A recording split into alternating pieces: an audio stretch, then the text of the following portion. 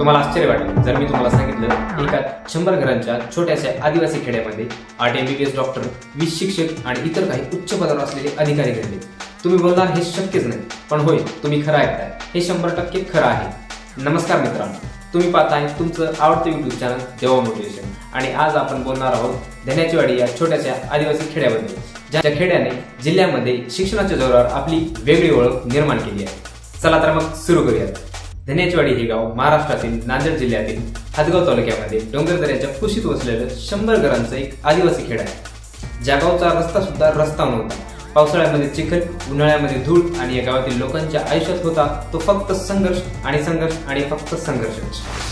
पण या गावची ओळख ही गरिबी नव्हतीच, खरी ओळख होती ती स्वप्नांची ताकद, ज्यांच्या हातामध्ये वह्या नव्हत्या पण डोळ्यामध्ये जग जिंकायचं स्वप्न होतं। आणि हा चमत्कार पहा, या 100 घरांच्या छोट्याशा गावामध्ये आज 8 MBBS डॉक्टर, 20 शिक्षक आणि इतर काही उच्च पदावर असलेले अधिकारी आहेत। कारण या गावानं शिकवलं, गावाला रस्ता नसला तरी चालतं, पण मनात जिद्द असेल तर ध्येय नक्कीच मिळवता येते। हे फक्त 100 घरांचं गाव नाही, हे 100 स्वप्नांचा विजय आहे।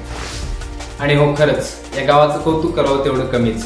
या गावातील काही विद्यार्थ्यांच्या पालकांनी अक्षरशः सावकारी पद्धतीचं कर्ज काढून आपल्या मुलांना शिकवलं आणि मुलांनी सुद्धा आपल्या पालकाची, परिस्थितीची आणि कष्टाची जाणीव ठेवत आपले ध्येय साध्य केलं। या गावातील कर्मचारी वर्ग जेव्हा दिवाळीमध्ये आणि उन्हाळी सुट्ट्यामध्ये खेडेगावामध्ये परत येतो, तेव्हा फक्त आपल्या परिवारामध्येच आनंद साजरा न करत बसता गावातील उर्वरित विद्यार्थ्यांना आपले ध्येय गाठण्यासाठी सतत मार्गदर्शन करत असतात आणि गावाच्या विकासासाठी सुद्धा मार्गदर्शन करत असतात। आणि हो, खरंच या गावातील कर्मचारी वर्गांचा आदर्श घेत बाकी खेडेगावातील कर्मचारी वर्गांनी दिवाळी सुट्ट्यामध्ये किंवा उन्हाळी सुट्ट्यामध्ये आपल्या खेडेगावी परत आल्यानंतर आपल्या परिवारामध्ये वेळ न घालवता गावातील उर्वरित विद्यार्थ्यांना त्यांचं ध्येय मिळवण्यासाठी मार्गदर्शन केलं तर बाकी विद्यार्थ्यांचा सुद्धा आणि बाकी खेडेगावाचा सुद्धा विकास झाल्याशिवाय राहणार नाही।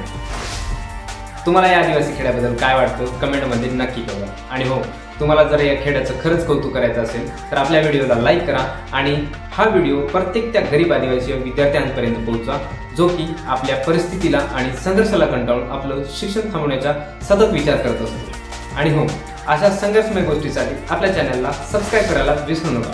भेटूयात पुढच्या व्हिडिओमध्ये, तोपर्यंत जय बिरसा, जय आदिवासी।